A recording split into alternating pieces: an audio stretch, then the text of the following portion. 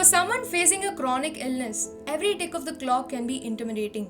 An echo of uncertainty about what's going on with their body, what is the root cause of the problem, and there is also an incredible tension of late diagnosis. But what if there was a better way?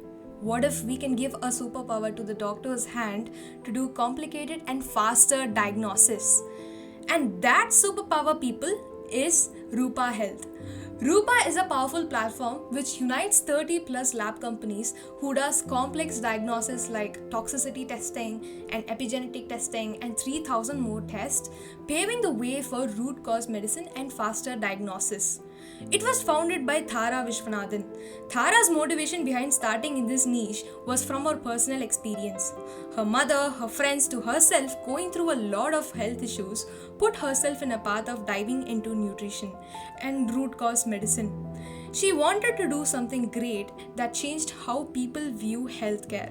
So she co-founded RUPA Health with Rosa Hamalainen and Ben Easton.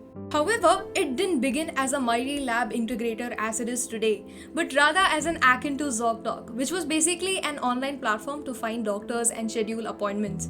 They specifically included acupuncturists and functional medicine doctors alone. Initially, they had around 100 doctors handpicked from Bay Area. They created a prototype of the platform using an outsourced dev firm, spending around $800 from their own pockets. After building the first MVP, the team started RUPA circles, where they brought in a bunch of people to talk about various topics across healthcare, and also tried offering concierge services through one-on-one text conversations to help people find the right doctors. But halfway through, as she was reading Andrew Chen's Building a Marketplace essay, she realized that the marketplace model they were trying to build didn't make any sense to the market they were focusing on. This was because of two main reasons. First one, the monogamous relationship with doctors. People, when someone is trying to find a doctor who's a specialist at something, they usually stick with that one doctor for a very long time. It's not like an Airbnb experience wanting different options whenever they are sick. And the second one is high trust requirement. Finding a doctor is totally based on word of mouth. If we hear about a doctor from our neighbors or relations, we tend to take a look at them. It's definitely not built online. So she took a step back and deeply analyzed what the customer wanted. After so many iterations, the founding team came up with a second version of their MVP, which was totally different from the first one. It was basically a Shopify-like experience for starting a virtual healthcare practice. The team noticed that most of the doctors were trying to set up virtual clinics and were using different tools like electronic medical records, Zoom for video consultation, and Calendly for scheduling. It was such a pain to set all of these things up.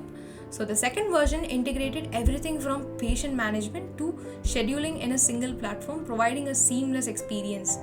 But interestingly, they did not consider this version to be the final product, but rather saw it as a stepping stone that would help them to understand the challenges faced by virtual healthcare clinics. This was launched in 3 states in a 1-month deadline.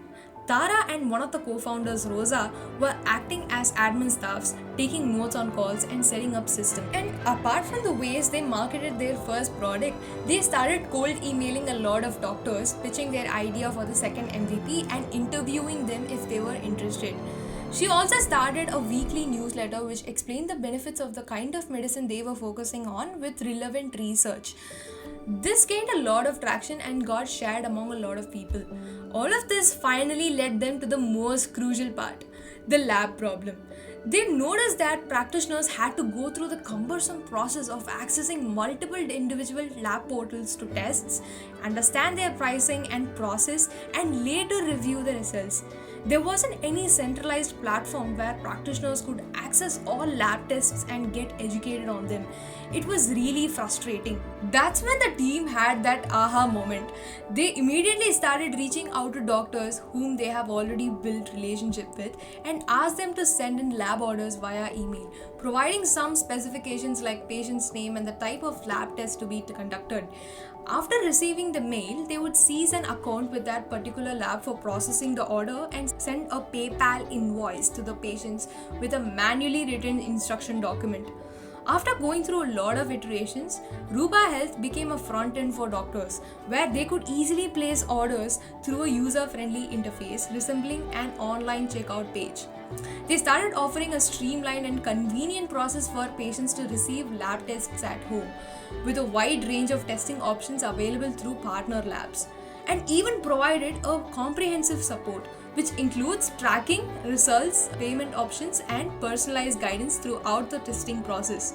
As soon as they had evaluated their idea, they attended a big industry conference in Las Vegas and started pitching their idea to both labs and doctors and onboarded some people into the platform.